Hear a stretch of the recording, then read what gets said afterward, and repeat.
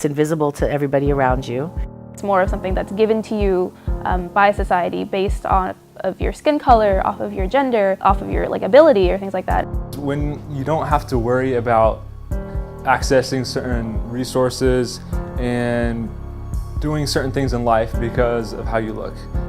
There's an inherent bias in the world, in the Western world, that gives me certain things just because I look like what a white person looks like. White privilege. White privilege. White privilege. White privilege. I am from Beaverton, Oregon, but ethnically my family is from Cambodia.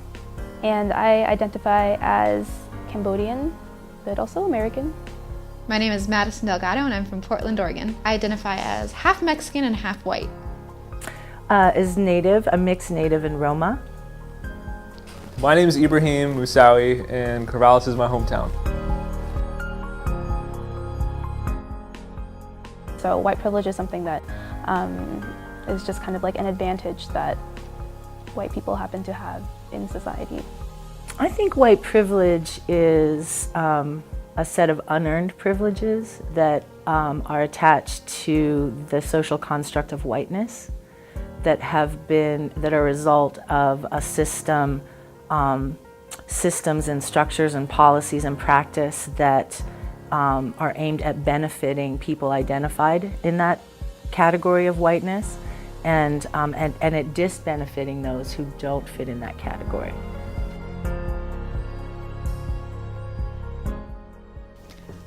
I have a complicated relationship with white privilege because I definitely benefit from it because I'm white passing. If you look at me, you don't think I'm Mexican at all unless you know me. And so I get all the benefits for white passing. At the airport, I don't get stopped, but my dad does.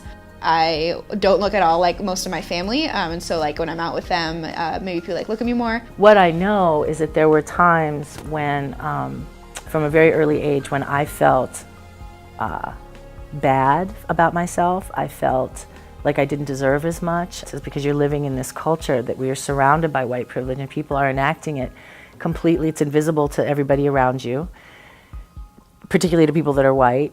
And so it's being enacted all the time and it just looks like normal. To the average person, I look white and they don't necessarily know that my parents are from Algeria, for example. They don't know that I have Arab descent. White privilege might be helping me achieve goals and get a job, and that'd be good for me, right?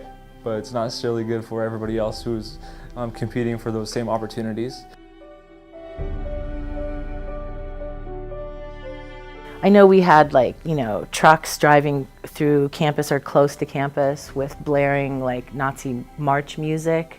I know that there's been a lot of leafleting. I know that there's a lot of that sort of thing going on. And what I see are things like ASOSU, the Honors College, things that are all-encompassing, that are supposed to govern very general populations. And most of the people that are on those committees, on those boards, are white, and so that is probably a prime example of what I see. I think that Corvallis is a pretty sheltered community, and while we do have people of different cultures, it is predominantly white, and since it is predominantly white, it's easier for us to seem political in some ways because we don't see any repercussions from it. And I think that is definitely something that I see in the school.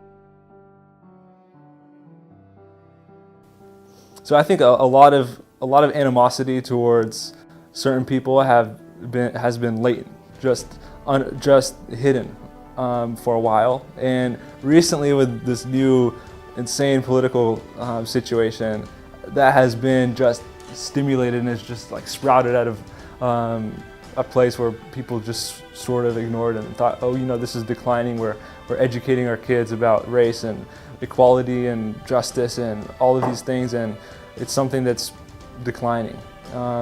But it's shocking to see that it's now resurfaced and the nation is divided. A lot of people are arguing over things that we thought we have overcome as a nation, as a world, but really are still challenging us every minute. I feel like the current administration makes it seem like it's okay for a lot of things to happen, like they're going to be backed. So people probably feel a lot more free to, white people feel a lot more free to go through with things they maybe would have hid before. Before the election, I would occasionally experience, bias from people out in the world that I don't know. But since the election, people are much more empowered. Like, they feel like it's not just their right, it's like their duty to be that way. And so, there's a real privilege in that. There's a real privilege in people that feel like they can just act their hate out in public and just be, it's okay. And in Oregon, that goes unchallenged. Since the election, I know my father, he's been stopped, whereas he's never been stopped before. He looks very Mexican, like policemen will pull him over, and he's never had to carry anything before, but now he has to. My grandmother refuses to go to Mexico because she's afraid that she won't be able to come back. I see a lot of people feeling like they need to now be political because they need to do that in the face of all of this hate crime and that kind of stuff which is happening, which is sad that it had to happen, but it's cool that it is happening, that people are feeling like they need to be political.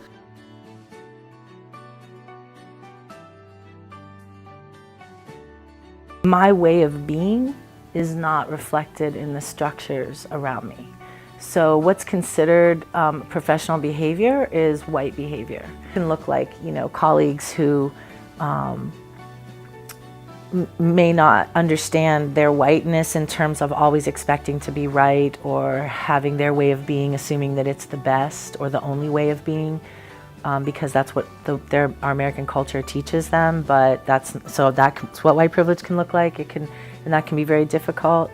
So I work in a lab, and I am the only person of color in that lab, and so it definitely took a lot of adjusting, I would say. I feel like.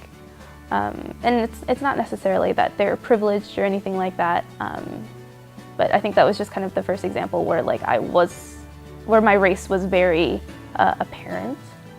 I'm constantly translating my way of being into the professional canon. It's continual. It's like being bilingual, right? It's like that bicultural thing. It's a continual translation.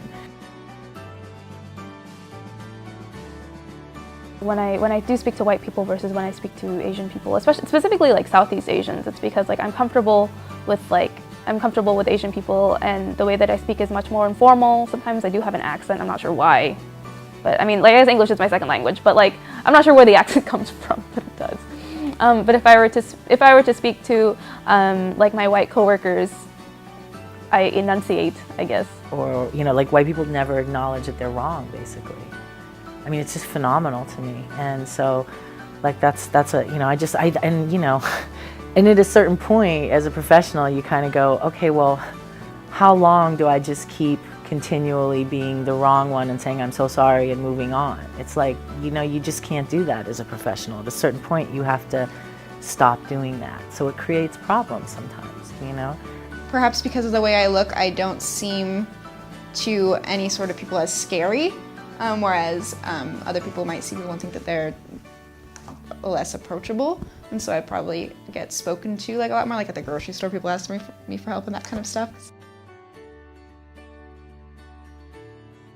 You can't necessarily escape white privilege, because you're born into it. I didn't ask to be Asian. Not that I'm complaining. I didn't ask for it. You didn't ask to be white or anything like that.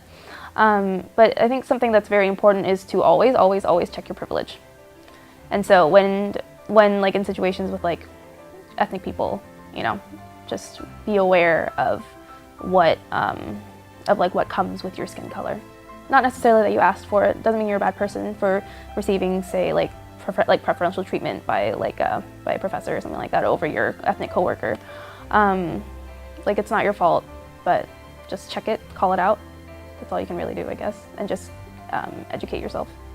So if someone says to you that they've experienced a microaggression from you, your response should just be curious, right? Not judgmental. It should just be more wow, I'm so sorry about that. Can you help me understand it? Because they're often invisible and unintended. Microaggressions really stem out of structural oppression in a lot of ways, and structural oppression works because it's invisible to the people that it benefits. And so you know, we have this whole culture built where all these different structures are invisible.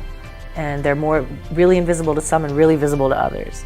And so we have to work hard to kind of make all of it visible, including each other's experiences.